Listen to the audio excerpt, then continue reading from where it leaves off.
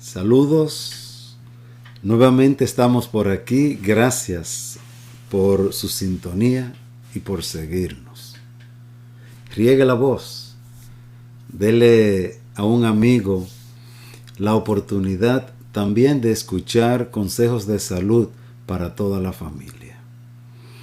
Hoy vamos a enfocar un tema bien importante, sobre todo en la infancia, en la niñez, vamos a decir, pero también a cualquier edad es importante. Es la intoxicación por plomo. ¿Okay? Eso que viven aquí en Estados Unidos, que escuchan al médico que habla de lead, se refiere a eso, la intoxicación por plomo. El plomo es un metal pesado que existe en cualquier parte del mundo. No debe existir en nuestro organismo. Sin embargo, por la contaminación ambiental en el que nos encontramos, no es raro encontrar algún nivel de plomo. El plomo puede, muchas veces, el niño que lo padece no presentar ninguna queja. Verlo crecer normal y todo bien, sin queja aparente, hasta que comienza a alcanzar niveles mayores y puede entonces presentar quejas como dolor de barriga crónico, náusea, mareo, dolor de cabeza, etcétera, etcétera, etcétera. Pero lo que más nos preocupa a nosotros los pediatras es cómo afecta ese plomo o cómo puede afectar el plomo a nivel neurológico y a nivel de cerebro, ¿verdad? Afectando la inteligencia, el desarrollo, el aprendizaje del niño. Y hasta el día de hoy los estudios aceptan como válido y verdadero que esa afección a nivel de cerebro, esa pérdida de la inteligencia y capacidad de aprendizaje ya perdida, no se recupera jamás. Por eso es muy importante asegurarnos que nuestros hijos que van al pediatra siempre se le chequee el plomo. Normalmente, aquí en nuestras clínicas, nosotros comenzamos a chequearle el plomo a los niños desde los 9 meses de edad, a no ser que la historia que encontremos de la madre o de la familia amerite que se le haga antes. Estamos hablando de manera rutinaria. A los 9 meses se lo volvemos a hacer, a los 12 meses al año, después a los 2 años y de ahí en adelante anualmente. Lo que se nos pide a nosotros los pediatras es que lo hagamos por lo menos hasta los 59 meses, o sea, el niño ya para cumplir los 5 años de edad. Y esto tiene su razón de ser, y es que es el periodo donde de mayor desarrollo, ¿verdad?, activo del cerebro. Y entonces un plomo alto en ese periodo puede realmente ser mucho más dañino que ya cuando el cerebro está completamente desarrollado. Sin embargo, nosotros acostumbramos a seguirlo haciendo anual. Aún más allá de eso. Por ejemplo, si una adolescente, por ejemplo, queda embarazada y tiene el plomo alto y no se le ha chequeado, ese niño que tenga podría ser afectado desde la barriga con el plomo. Entonces, por eso tenemos que andar con mucho cuidado y decidir hasta cuándo le vamos a chequear y cuándo sí y cuándo no. Pero lo más importante, sí, de todo es que entendamos que ese nivel de plomo puede ser dañino y afectar para siempre la salud de nuestros hijos.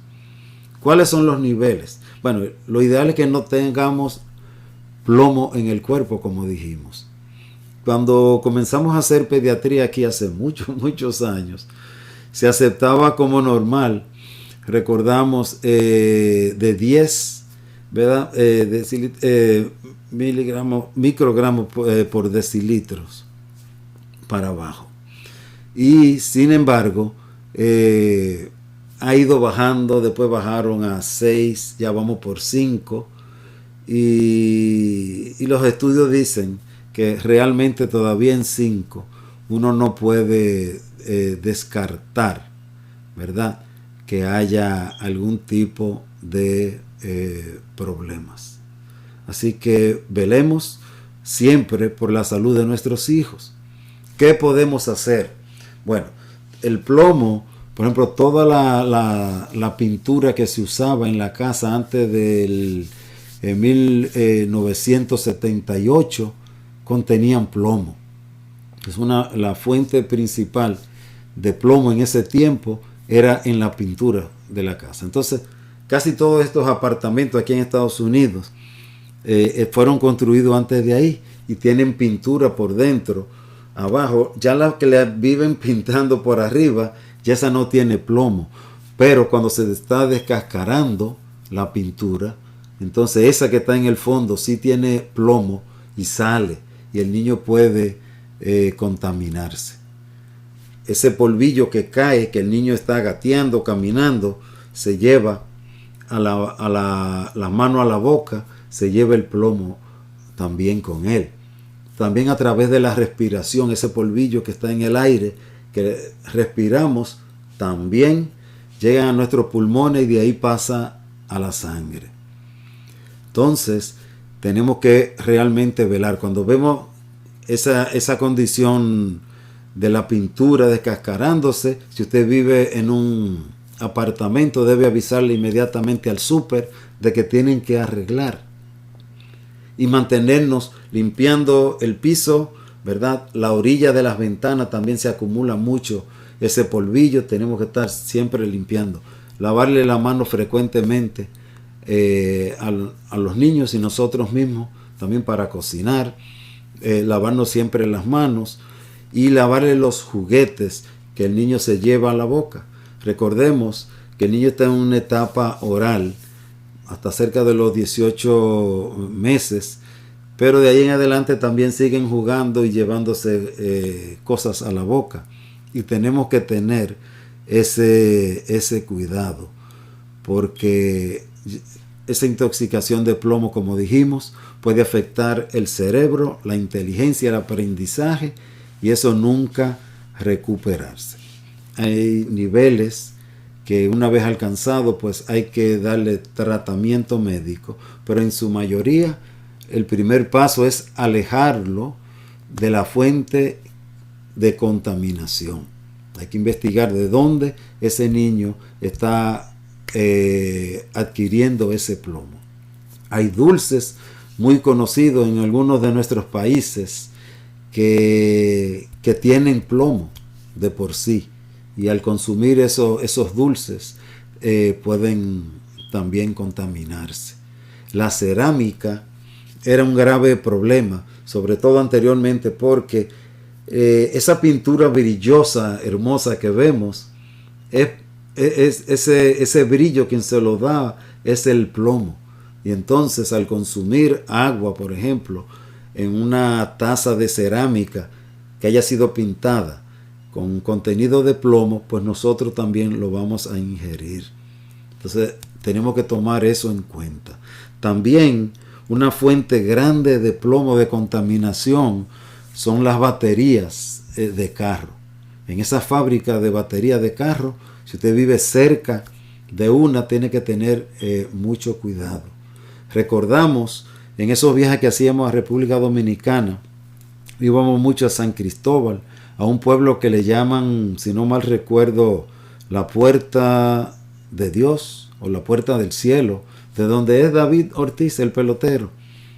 Era la fuente, imagínense, era la fuente número 2 a nivel mundial de plomo. Hicimos un buen trabajo con ayuda de, me recuerdo yo, de Health First, un seguro médico de aquí que íbamos anualmente allá, y otras organizaciones junto con nosotros, y se hizo un buen trabajo de descontaminación. Recibimos una gran ayuda del ex vicepresidente y amigo Jaime David Fernández Mirabal. Nos ayudó mucho en eso, porque era una era una contaminación del agua subterránea, ya que se tuvo que hacer un trabajo bien fuerte, pero se superó. Los niños vivían con raquiña, como decían, la piel llena de rash, picazón y esas cosas, y cuando se hizo el estudio se descubrió que ese era el problema.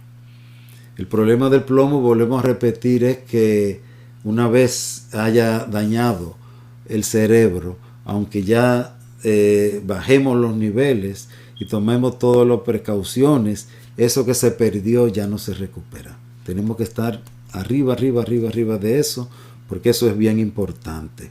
También, por ejemplo, las personas que trabajan en soldaduras también son una fuente de contaminación. Y si usted se contamina la ropa y llega a la casa y carga el niño y lo besa, también usted le está pasando ese plomo al niño. Tiene que quitarse toda esa ropa y antes de entrar a la casa, ¿verdad? Y bañarse. Entonces ahí ya puede tener un contacto con los niños para de esta manera no ser nosotros mismos la fuente de contaminación. Eso es importante que tengamos presente. Recuerda bien, intoxicación de plomo, es importante que lo discutamos con nuestro pediatra para que tenga siempre usted un ojo avisor de que todo va bien. Gracias, siga con nosotros y le seguiremos presentando temas de una manera simple, porque esto no está hecho para médicos ni estudiantes de medicina, sino para ti, para el pueblo común. Gracias por seguirnos.